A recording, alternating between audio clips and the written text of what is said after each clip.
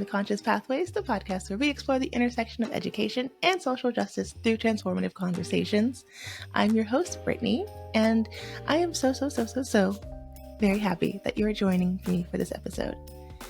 Today, I am joined by Gabriel Hannans, also known as the Indomitable Black Man on all his social media. He is a childcare professional and the author of This is Parenting, Parenthood Demystified. We had such a beautiful conversation covering gentle parenting, discipline in general, how we approach discipline.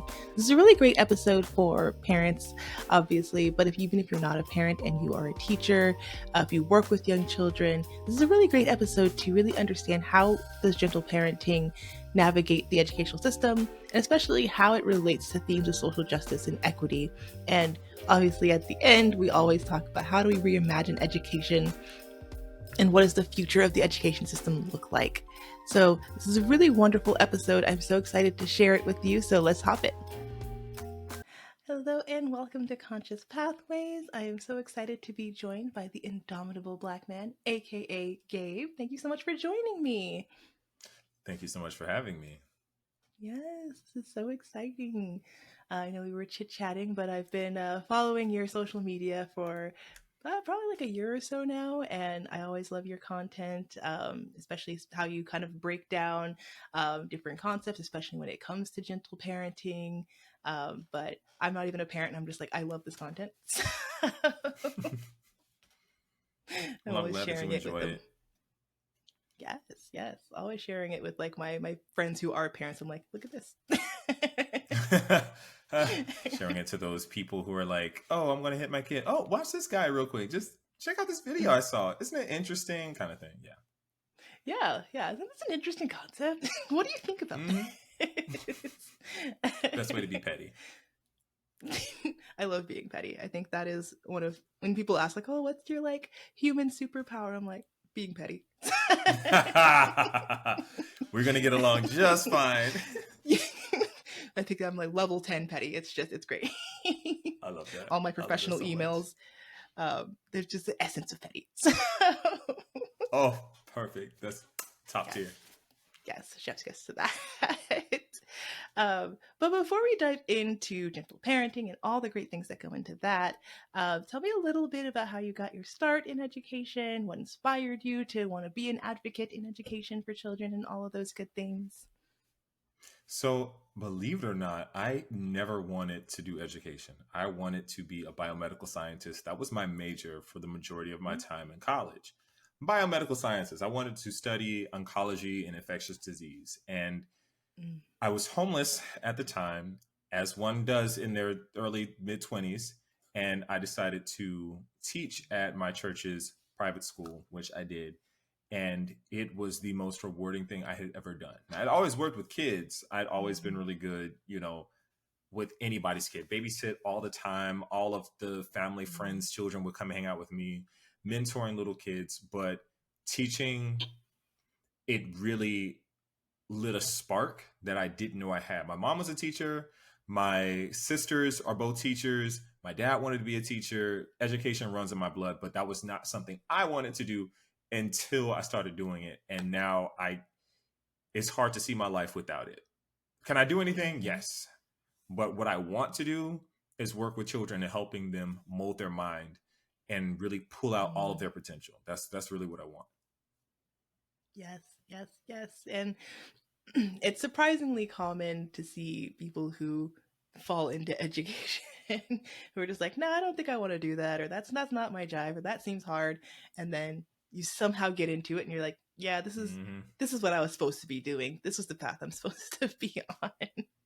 Yeah. I also had big dreams of wanting to go in the medical field. I wanted to be a neonatologist. Like I was like, I'm going to be a doctor, but for really young little babies. And that's it, like nothing else.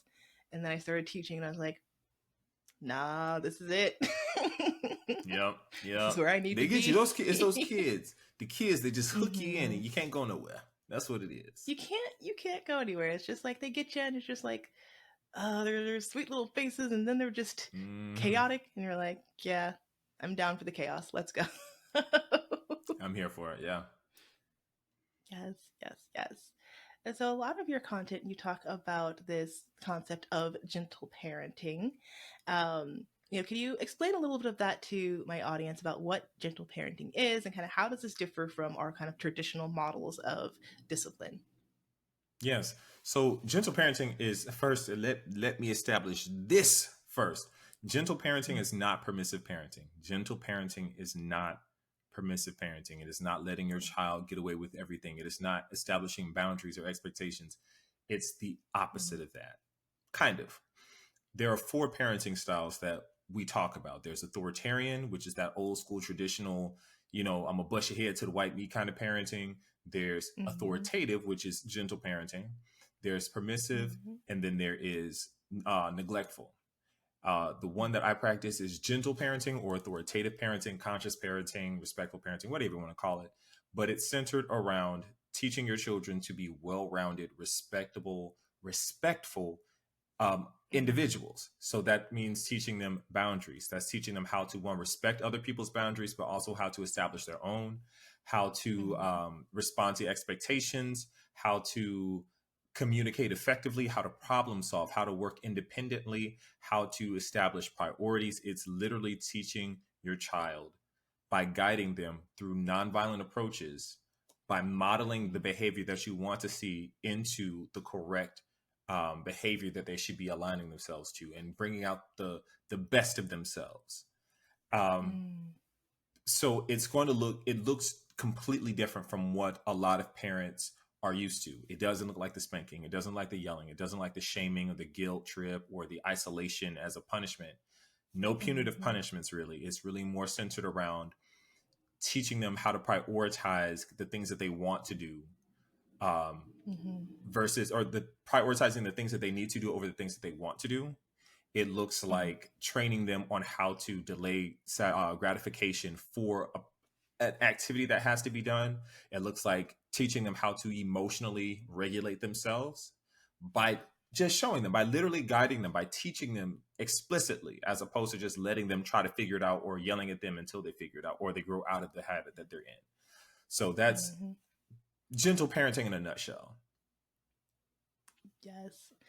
And I think that's a lot of the reason why I feel like I connected with a lot of your content online is that you like you just did, you break it down so well and it's so accessible, but also, it's not like this super scientific language. You're breaking this down in a way that is very approachable for just a normal parent. A normal parent could just really access this information and, just using terminology that I'm familiar with or I've heard and just all these different things. It's very like culturally relevant to, the average general human being, right?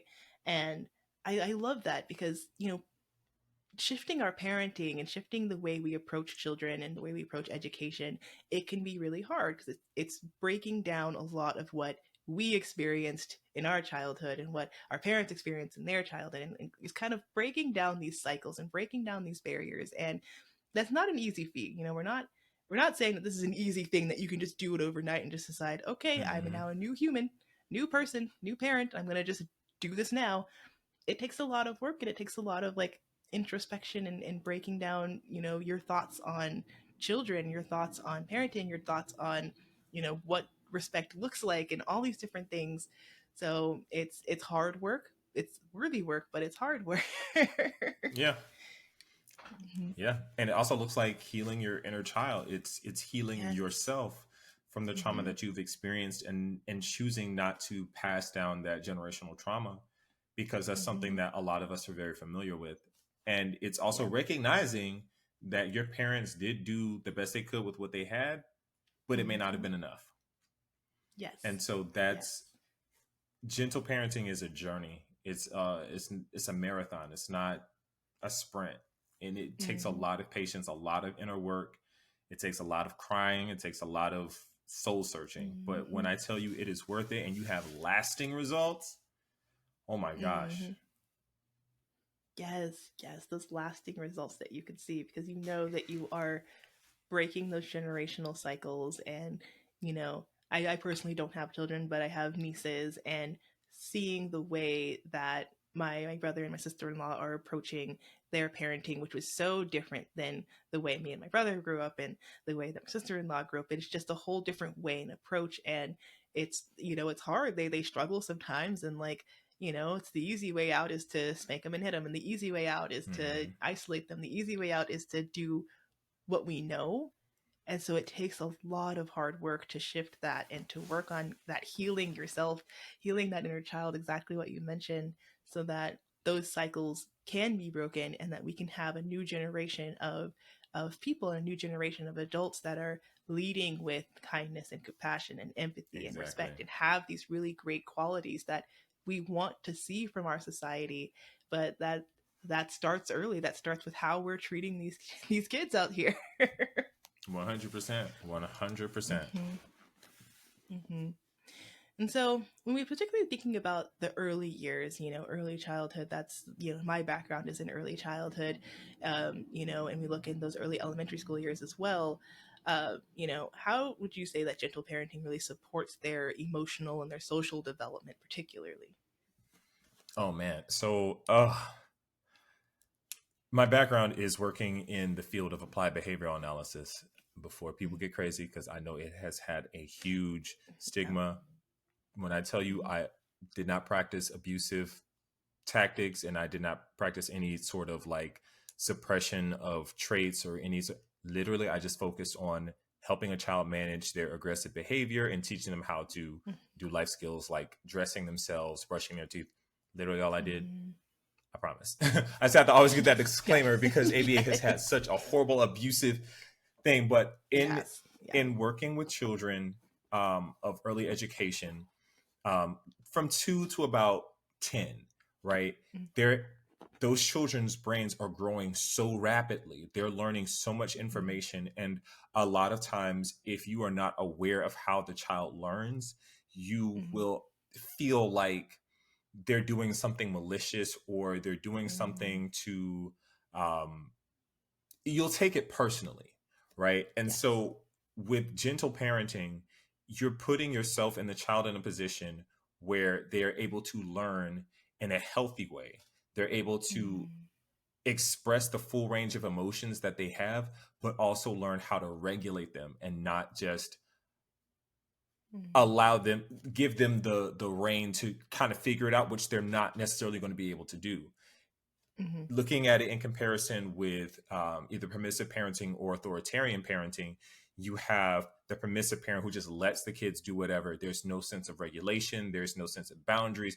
They don't know how to be in a society that, or rather, how can I, be put in a society where there are norms, right? So they'll go to a store and act out because they don't know any different and there are no boundaries to help, teach them how to regulate it. So they grow up without having that understanding versus someone with authoritarian background where they're hitting their kids and their kids can't feel those emotions at all. And so although they have the emotion, they don't know what to do with it and it bottles up and it turns into more aggressive behavior or it turns into some sort of emotional suppression, which is just as unhealthy and it leads to problems later on in life. Versus authoritative parenting, where you're allowing the child to feel the emotions, you're allowing the child to identify that emotion, but you're also teaching that child how to self-regulate. You're putting those boundaries in place, putting those expectations in place, but you're also guiding them to understanding, hey, I know you're having a big feeling right now. This is how we navigate through having that feeling so that you're not hurting yourself, you're not hurting other people, and you can allow those feelings to just pass without you doing something that's going to jeopardize your safety, somebody else's safety, or relationships. That's the beauty of gentle parenting. But even past that, it teaches them problem solving. It teaches them how, okay, I'm in this situation. What's another way I can navigate it? Hey, Billy, I understand that you're upset. Is there another way you can talk to me with some sense so I can give you what you're asking for? That redirection gets a kid to think about something critically to get what they want versus having a tantrum or, coming to you like basically kowtowing to you. Like, it's putting them in a place where they can stand up in their humanity and personhood, approach you as somebody with respect and say, hey, can I have such and such? Yes, of course you can. Thank you so much for asking me with respect. I respect you because you're a human. You respect me because I'm a human. It's setting a kid up for that. And so that is the beauty of gentle or authoritative parenting versus all of the other parenting styles. Yes. And there is like you broke that down so well, because there is so much beauty in that. And, especially in early childhood, as our role as the adults, as the parent, as the teacher with young children is to really co-regulate with them as they're learning these regulation skills, right? These things often Mm-hmm. don't just come supernaturally. And if they do, you could have, maladaptive, coping regulation skills. Like, unless you're taught healthy ways, and unless you're taught that, unless you're seeing that, unless you're experiencing those really healthy adaptive ways of regulating yourself, regulating your emotions, knowing that it's okay to feel your emotions. It's not a bad emotion. It's not bad that you feel that, but let's give you the skills to navigate Mm-hmm. through that, right? Because sometimes we see kids having a big emotion, and again, if we're not working on our own internal, work, healing our own internal child and working on our own self, right? We see a child having a tantrum, and then we make all of these kind of wild assumptions, right? Assumptions that other people probably aren't really making, right? Thinking if your Mm-hmm. child's having a hard time in a grocery store, they're on the floor, they're screaming, they're crying. You're like, you're overwhelmed now, right? And you're thinking, wow, everyone in the store thinks I'm a bad parent. Everyone in the store is thinking that I'm right. And like, that's probably not the case. If there's other parents in the room, they're probably like, been there, done that, man. Like, Yeah, honestly. kids are gonna kid, And it's, breaking down and just understanding, like, what does respect look like, what does this look like, and then also giving children those regulation skills, co-regulating with them. But part of that means that you have to also be regulating yourself in those moments. 100%. And I think a lot of parents do not know how to do that. And so they grow Mm-hmm. up and they are, it's the funniest thing. I've had videos where a video I posted recently, a little girl, she's overwhelmed by the fear of wanting to pop this balloon because she clearly doesn't want to hear the Mm-hmm. noise or something like that. Yep. And she freaks out and she throws this dart down and it takes off into the crowd. And of course, somebody could have gotten hurt, but the mom turns around and pops her. And everybody's Mm-hmm. like, oh, well, that should have happened. The girl was being a brat. The girl was being overwhelmed. But because you're Yeah. so used to this certain concept of kids being inherently bad, you cannot Mm-hmm. conceptualize what a healthy interaction with a child looks like because you've never seen it. Yes. You've never been Yes. taught how to self-regulate because your parents didn't do it. They would hit you. Do you think the mom was Mm-hmm. self-regulating when the child just like when the child threw it? No, she got triggered and hit her child. That mom Mm-hmm. clearly does not have self-regulatory skills. What Yes. did it do? Did it change anything? No. Did it help stop the thing from going in the audience? No. And then her balloon flew away. So you did all of that to do what? Mm-hmm. Because you were just as emotional. Had you been in your emotional or in your prefrontal cortex, in your logical mind, you wouldn't have done that. You would have Mm-hmm. recognized she was overwhelmed and found somebody else to pop the balloon for you. But this is the Yeah. world we're living in, where that concept does Mm-hmm. not. There's no frame of reference. There isn't, right? And we often have these really unrealistic expectations, especially of very young children. And looking at young people through adolescence as well, I think we just have really unrealistic expectations of young people in general, and we expect them to be able to regulate themselves when we as adults have a hard time regulating ourselves sometimes. We are expecting them to be on their best behavior at all times. We're expecting the world of them, and they have oftentimes very little wiggle room to make mistakes. They have very little wiggle room to be deeply flawed people that we all are, right? Mm-hmm. And when we look at ourselves as adults, a lot of adults struggle with regulation. A lot of adults struggle with, when there's a lot of sensory input happening right now, they struggle dealing with that. They struggle communicating about that. They struggle regulating through all these different, avenues of life. And so it's really fascinating to see how we as adults can recognize that, oh yeah, we make mistakes, we're people, it's fine. But when children do it, it's, oh well, they're being they and they Mm-hmm. should know better and all these different things. But oftentimes when we look at young children, they've been on this world for what, 3, 5, 6 years. you know They're still learning the language. I think that's the mm-hmm. craziest part. They're still learning how to speak the language and process the language. Yes. And you're getting mad at them because they're not listening to you the first time you say something. They Mm-hmm. are still recognizing that the word you're saying has a meaning and they're trying to Mm-hmm. process that meaning. So you telling Mm-hmm. them, go put that over there, they may not know where there is. They may not even know the Yeah. word there. So it's a lot of this guesswork on a lot of parents' parts, and they get upset and take it personally because they just genuinely don't understand the process of a child, despite the fact that we were all children at one point, which is really weird to me. Yeah. Yes. It was like so long ago that we kind of forget that, like, being a child and learning, and it's a whole process, and our brains like take the longest to develop out of any other animal, right? Like, our brains are in this state of kind of growing and developing, and the neuroplasticity and all of that up until like the end of our adolescence, which is like your mid-20s, which is pretty wild.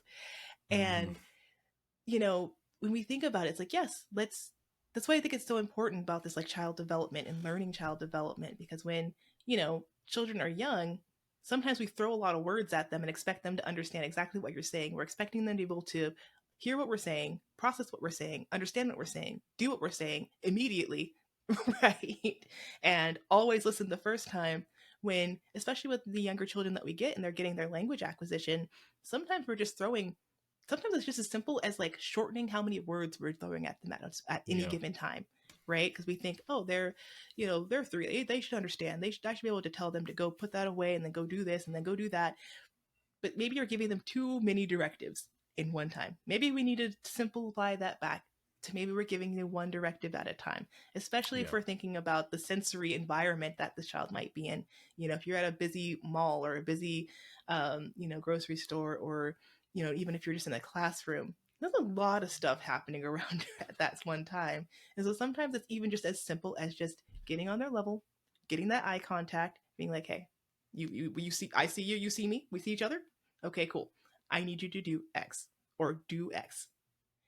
And then you get what you're looking for out of that. But we just have to recognize the state that the child is in, right? Are they dysregulated? Are they overwhelmed? Are they in an emotional state where they can't really process what's happening right now? Are they in fight or flight right now? And as that adult, that's our job, to put on our little detective hat and figure that out.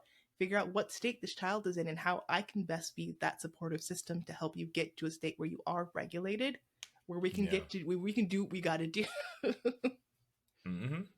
100%. That's the goal. That's the goal. And it's hard. Again, like I said, it's not easy work.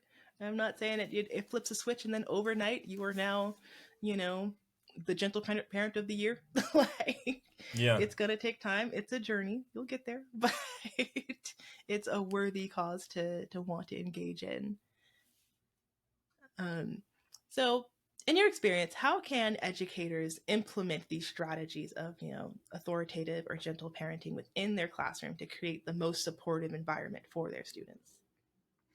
That's a great question. So I teach 7th grade. A lot of teachers, a lot of schools have been doing restorative practices, and it's really just been permissive parenting. Basically, there's no real boundary setting, there's no real expectation setting, and there are no real consequences. And everybody understand, gentle parenting has consequences. There are consequences, 100%.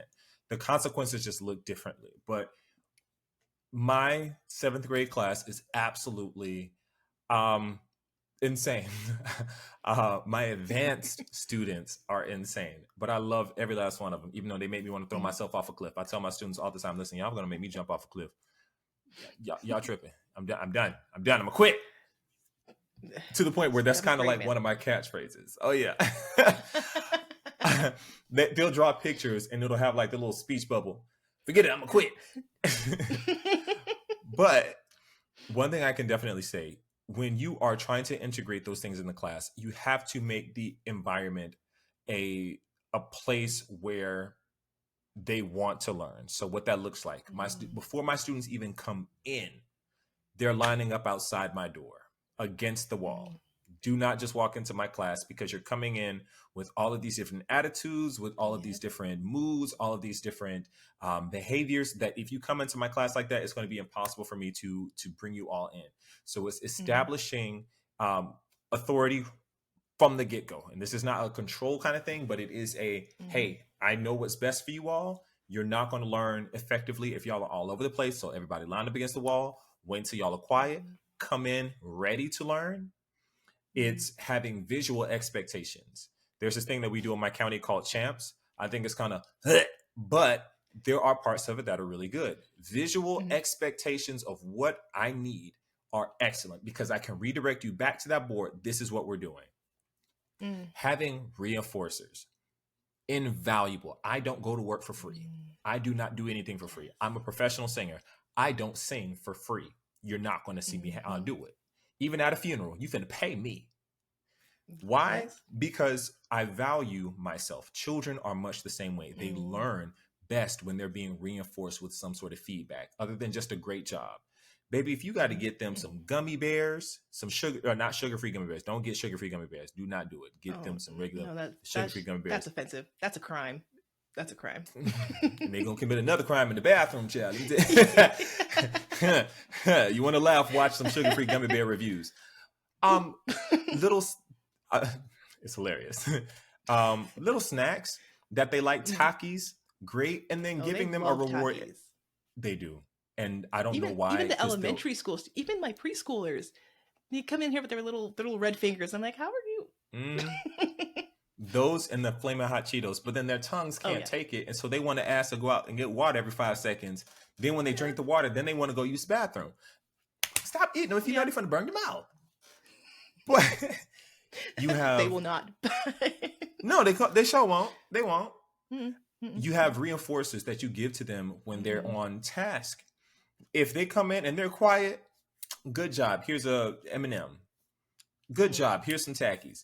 Good job. Here's some Ritz crackers. The kids will work for food, and it's not bribing them. Yeah. It's giving them dopamine that lets them know that's the drug that's almost associated with learning. If even survival, if you find a source of water and you're thirsty, your brain is going to release dopamine to remind your brain this place is where you got that water from. Keep doing that same thing again. So if you're giving them reinforcers every time they're doing what they're supposed to be doing, they're going to be happy doing what they're doing. Trust me, it works, but you have to be consistent, which brings me to the next part, consistency and consequences. If you say you're going to do something, do it. Don't be like me where I say, I'm going to write you up and I'll write them up. Don't say I'm going to email your parents and you don't email their parents. Go ahead and do it. Let them know, right? But it's about having that follow through so that they understand that this behavior is not acceptable or this behavior is acceptable, right? So it's really just thinking about all of those different ways that children learn, thinking about ways that you can reframe a concept. If a kid's coming in with the attitude, I had some girls come in my class with the attitude this past week. I wasn't going to deal with it. They were trying to catch an attitude with me and be disrespectful. I was like, hey, I understand you angry. I could have taken it personally. I didn't. I said, look, I get that you mad. Whatever you got going on, I feel you. That's fine. Go take a walk and go deal with what you got to deal with. Then you can come back. But leave that out here because that's not coming in here. Yep. And she left. Now she left angry. Cool. You're not going to interrupt what I'm trying to do in this class period. There's a safe space. If you want to go talk about it, we can talk about it. I'm not going to give that energy that doesn't deserve it. And I'm not going to write you up because you're having a bad day. What you got going on, baby, go have that bad day. We can come. The work will be here. You gonna make it up anyway. Yep. So go handle it. And then we can go, you know what I'm saying? Yeah. It's just really looking at children as if they are humans, treating a human the way you would want somebody to treat you. Yes. So that's how you integrate gentle parenting in there. It's holding somebody accountable, but it's also recognizing that kids are going to make mistakes. It's inevitable because they're kids. It's just giving them the tools and the skills. Yeah. Yes. And that's what they're supposed to do. That's why we're out of school. Exactly. We're out of school to learn. We're out of school to provide that support for learning and to just understand it's, behavior is always communication. So like you said, try not to take it personally. They're having a bad day, right? We'll regulate. We'll get to a space where we're ready to learn and listen. And then we'll talk about, like, hey, let's talk about some respectful language that we could use, right? Yeah. Like once we're in a regulated state, we can have those conversations, but not taking that 9 times out of 10, it has nothing to do with you. Usually it has nothing to do with you. Yeah. Usually no. Like it could be a multitude of things. They might just be hungry. Could have been a bad day at home. Could be some other stuff. Could be friends, especially with that age that you're dealing with. I don't know how you do it. I'm too sensitive to work with middle schoolers. Look, one second they're happy, the next second the whole world is falling apart. I had some kid, I walked out of my classroom and he's crying and he's not even talking to me. And I was like, you good? And basically it was his girlfriend. And I was like, oh, and I offered him a hand hug and he wound up just giving me a hug and crying on my shirt and all that. I was like, oh, little kid. So You're like, yeah, it's no, okay, buddy. you can't take it personal. They got so many emotions and hormones going on. They don't know what's going on. Mm-hmm. Yeah, Mm-hmm. they're toddlers Yeah, in big you can't bodies. take it personally. Exactly, Mm-mm. exactly. And with the age group I deal with, I'm usually, anywhere between, 2 to 5. And same thing, they might not have the same like kind of hormonal shifts and changes, but their bodies are growing at so fast, much faster than like they can really keep up with. Mm-hmm. They've got just a lot of just big emotions that they go through and experience. And again, oftentimes these have nothing to do with you. It's just a part of their development. 2-year-olds are gonna have big emotions. They're gonna have big outbursts, and it's just developmentally a part. It's normal. It's developmentally very normal. And I think the more that we just kind of understand that some of these behaviors are normal, like it's normal for middle schoolers and high schoolers to have pretty big shifts in their mood throughout the day.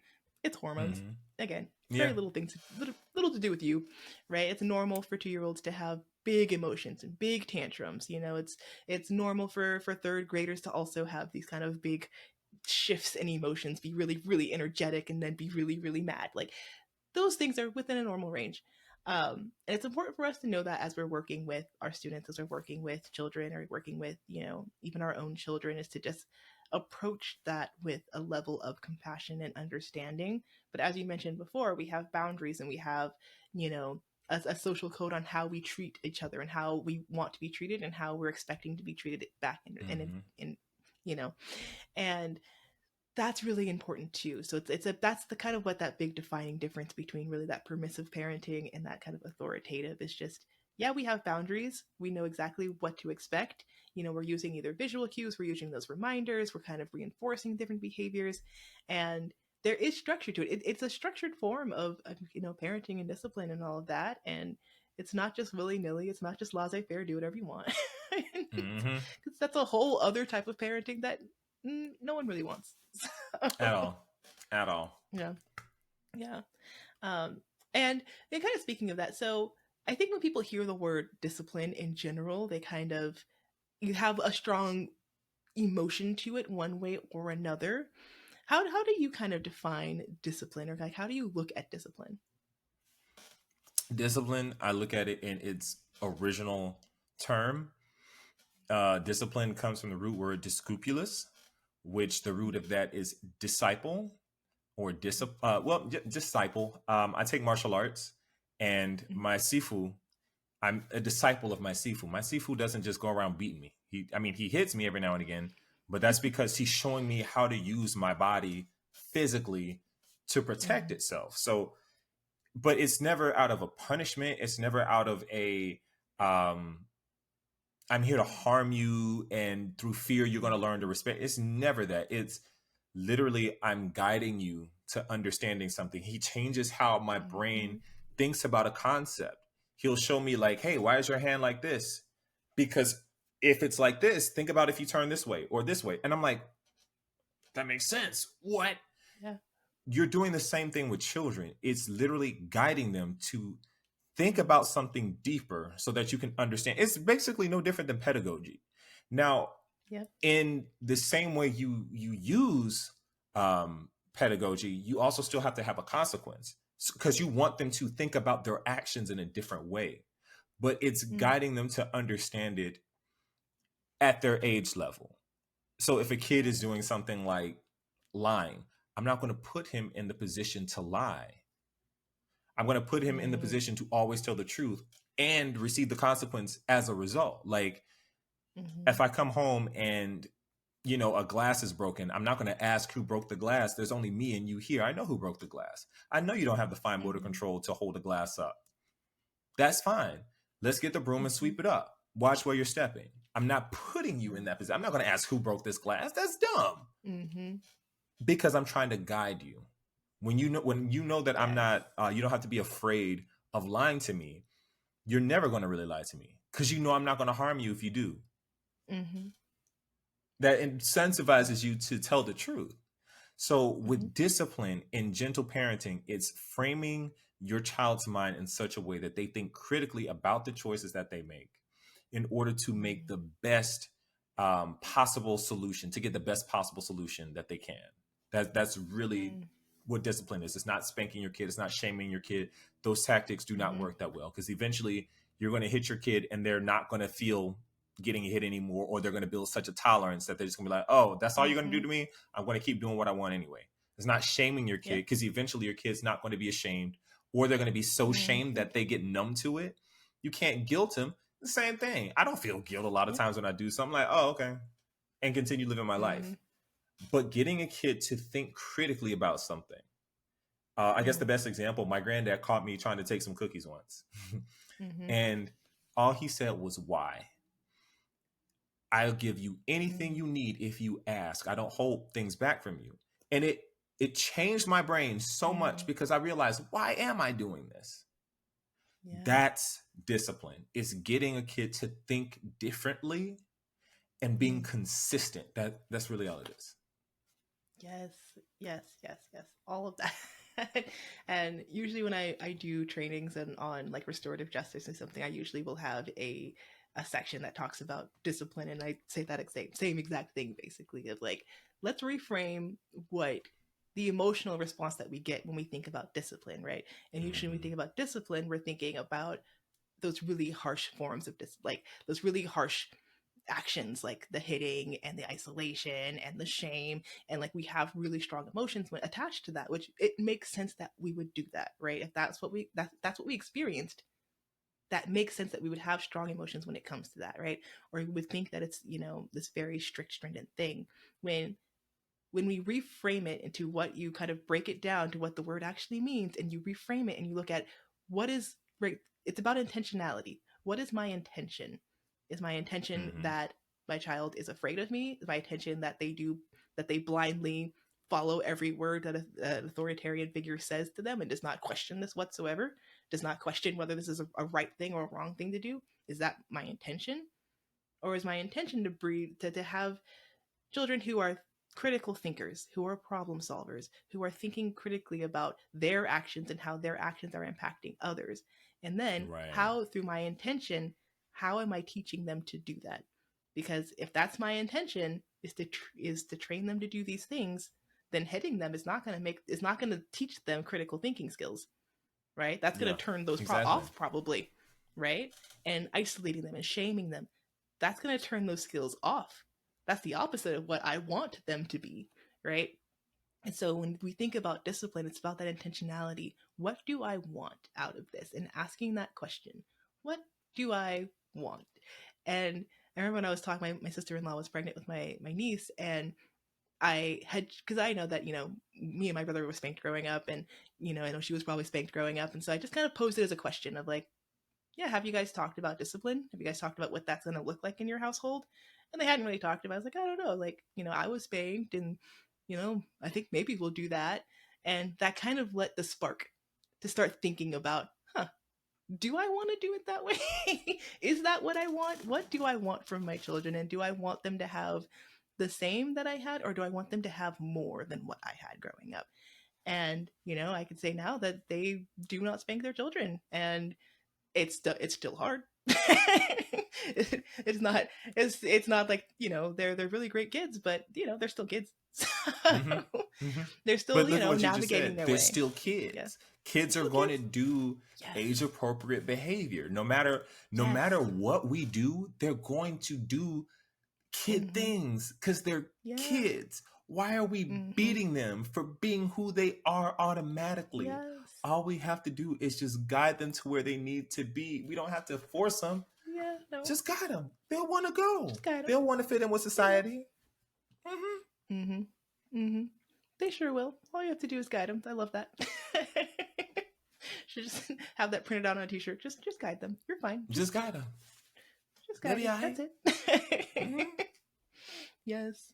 And so, like, the premise of this podcast is exploring the intersection of education and social justice. How would you say that gentle parenting kind of contributes to the broader goals of social justice and equity, really, within education? Oh, ooh. So I feel like gentle parenting is the savior of society. Because when you raise a child with gentle parenting, everybody's talking about respect. Everybody's talking about strong. Oh, I want my kid to be raised strong, so when he goes out into the real world, he won't be taken advantage of. Baby, baby, baby, baby. Hitting your child is not going to make them strong like that. It's going to make them aggressive, or it's going to make them passive. Believe me, I know. But what benefits your child is to raise them with gentle parenting to where they know how to effectively communicate. Because can't nobody take advantage of me. If you are emotionally intelligent and can see BS coming from a mile away, can I say BS? Am I good? Yeah, you're good. Okay.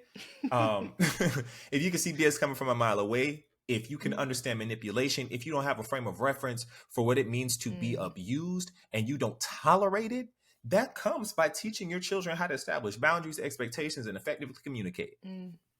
Yep. You want to talk about making sure that your child is independent? Teaching your child to be independent, Montessori style training. My mom taught me how to cook when I was 4. I was in the kitchen cooking. I can make eggs, I can make sausage, I can make oatmeal, all that. I was independent. But I know grown people I was in college with that couldn't even cook, that barely knew how to wash their behinds good. Gentle parenting sets your child up for success. And if we had a generation of kids raised with that understanding, you would have a decrease in domestic violence. You would have a decrease in sexual assault. You would have a decrease in divorce rate. You would have a decrease in trauma-based, pick something. There would be fewer wars because people know how to effectively communicate and problem solve. It would literally fix generations, lineages, but we'll pass down this trauma generationally because we want to pass it off on somebody else. Because this is how I was raised and I turned out okay. Do we want our kids to turn out okay, or do we want our kids to turn out great? Are we trying to stay at the bare minimum, or are we trying to see how far they can go? Because I've seen gentle parenting work. My friend has 2 kids. One is in graduate school.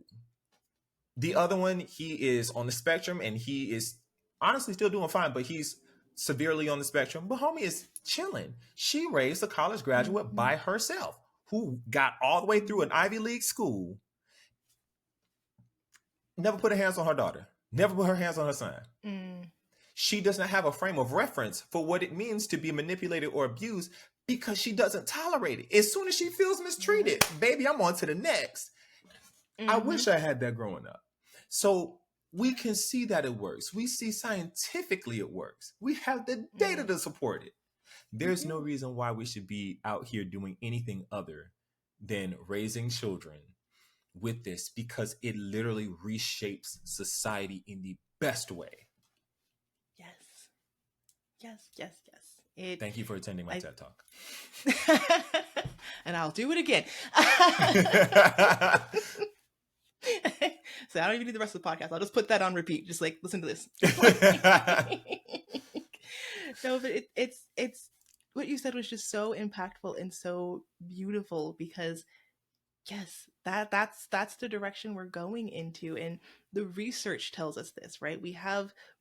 Some people don't want to listen, they want to listen to me, they don't want to listen to you, but they'll maybe look at some data, maybe. I don't know.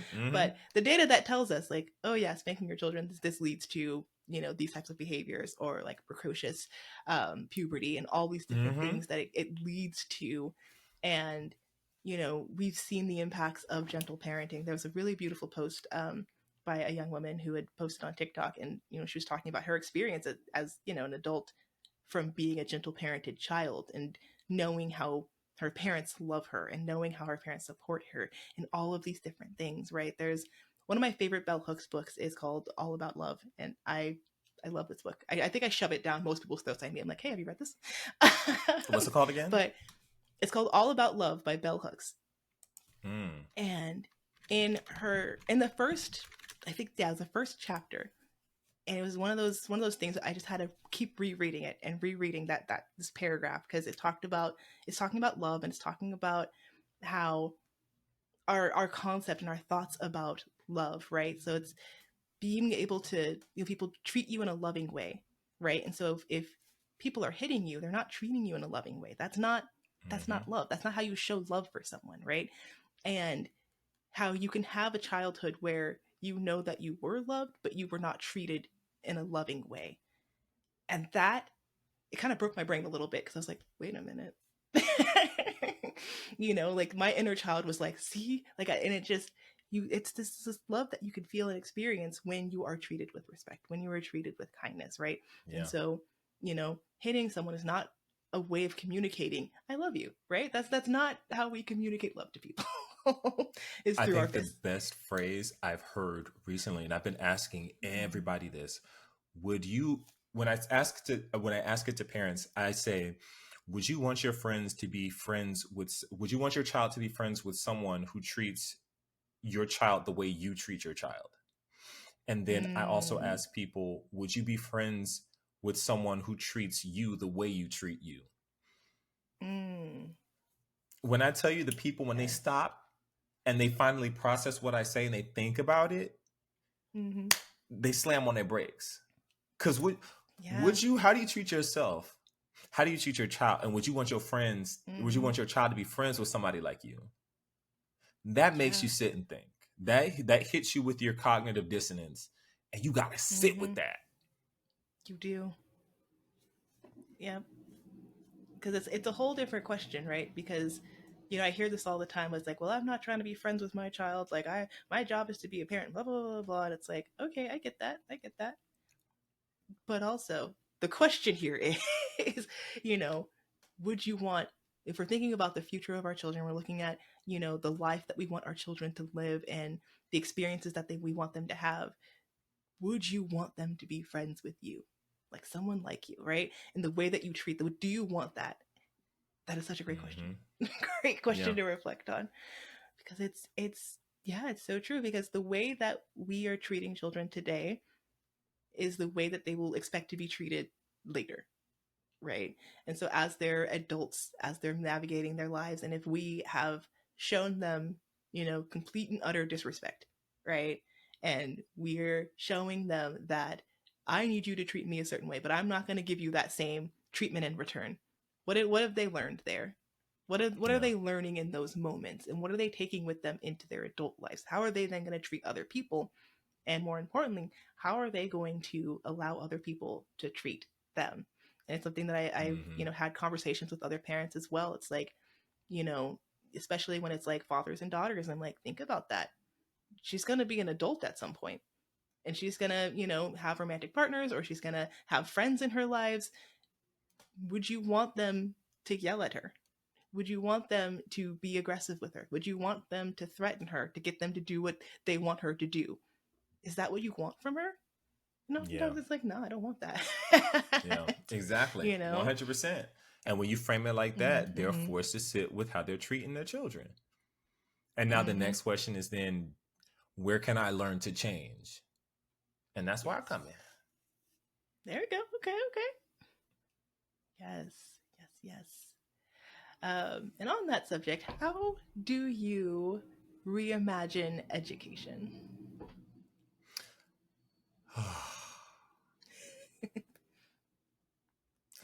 When I tell you, the vision I still have is student-led. Ron Clark, I would say, is one of the best examples of education done right I've ever seen. But even in that, I still feel like it's a little bit myopic. I really want a place where kids are learning for self, where they're put in situations of almost impossibility. There's a book, which I have right here. It's called The World Peace Game. And it was created by this Black guy who he made this game. And it is the most incredible thing I've ever seen. They have to get world peace. There are these 50 scenarios. There are these different factions, these different layers of the earth, these different resources that they have to have. And these fourth graders have to figure out how to solve all 50 of these scenarios and get world peace. And the book chronicles different stories that he's noticed when he's been facilitating this game. And these kids can do the most amazing things because their brains are still growing and developing. And it's all student led. All he does is facilitate and watch and ask certain questions here and there and keep everybody, I guess, like a record keeper. That's education. When a kid doesn't have to sit down behind a desk and listen to a lecture, but they're up and they're studying and learning and gathering all this information for themselves, and they're solving these problems for themselves. The reason why education is not going to work in America or any rote school is because the kids are being lectured to. They're put in the most unnatural environment possible to just have all this information regurgitated to them. And we only test them on their ability to regurgitate it back or try to synthesize some little bit of information. Even with scaffolding, even with our best methods of trying to teach these children, it does not work. It doesn't work. Because it's not putting them in a natural position. What we know about the brain and gentle parenting is that when kids feel safe, when all of their needs are met and they're having fun, that's when they learn the most. Yes. When you put a kid in a place where they have to critically think about something, they don't have time to feel emotionally one way or another. Their prefrontal cortex is absolutely activated and their limbic system is not. That's where they're learning. So if they're having fun, like in this game, and we have managed to turn like a lesson about figurative language into something where they have to figure out what is figurative, how do they make different figurative terms, they get to play around with it. That's where the learning happens. That's how we reimagine education. That's what education will look like. Student-led learning, where an adult is just there to facilitate and ask certain questions to get you to think about something differently. We know it works. We've seen it works. Sitting down and just pen and paper, that's not going to do it. It's not going to do it. And unfortunately, I have to do that because I'm in a public school, but that's not the destination. This is just the journey. Yes. Oh, I love that. It's the journey. It's getting there. But I couldn't agree with that more. The more that we can get the learning in the actual hands of students, we do this in a lot of early childhood settings is we do a lot of play-based learning and following the child's lead and, working within their interests and all these really great things. But obviously within the public K through 12 system, that stops, right? And so kind of catering to a whole, different funder at that point. And, we see a lot of this rote learning, a lot of this, okay, sit down. I am the all-being, all-seeing, knowing being in the classroom now. I'm going to bestow upon knowledge with you. But like, again, where's the intention there? What are we actually intending for these students to learn, right? Are we actually gearing this towards their developmental stage and how they learn best and what they learn? Like, there's so many different things that we can be asking and doing. And I think, again, that's why another question, I just love asking that question because I love seeing everyone's ideas for what the future of education looks like. And I think it's important that we keep dreaming on that and we keep talking about it and we keep asking these kinds of questions because we're gonna get there. It's gonna happen. We got to keep dreaming big. The bigger the better, because education is something that is a worthy cause, and it is something that we do need to and love to advocate for. Absolutely. Yes. Thank you. So where can my audience find you? Like, where can they go follow you or find what you're working on? Well, so for the next 165 days, you might be able to find me on TikTok under the Indomitable Black Man, Instagram under the same name, YouTube under the same name. Just type in the Indomitable Black Man. I'm gonna pop up. Perfect. And you have a book as well? I do. My book is called This is Parenting. I have it right here because I just ordered it not too long ago. You can purchase it now. You can literally just type in This is Parenting. It's going to be the first thing that comes up. I love that. Beautiful. That's also not me. A lot of people think it is. It's not. These aren't my children. It's good to know. But that's me. Look at that. That's me. There you are. Awesome. And I'll link all of that in our show notes as well. So if you're curious about the book or to follow on social media, you can do that there. I want to thank you so much for joining me. This was a really beautiful conversation. I learned so much and it was just a great conversation. Thank you so much for having me on. I really appreciate it. Of course. Keep spreading all this good information out there. Keep talking the talk, and we're making waves. We got this. We got this. It is what it is. We got it. Thank you. Thank you so much for listening to Conscious Pathways. Don't forget to like, follow, and subscribe to Conscious Pathways wherever you get your podcasts. Did you know that this podcast is also available on YouTube? So I have the video uploaded there. So if you'd like to do a little work and have the video of a podcast in the background, that's a great place to go subscribe and check it out over there. Don't forget to share or leave a rating or review. It really does help the podcast to grow and reach more listeners just like you. Until next time, navigate your conscious journey with courage and kindness, and I'll see you there for more transformative conversations in education. Bye!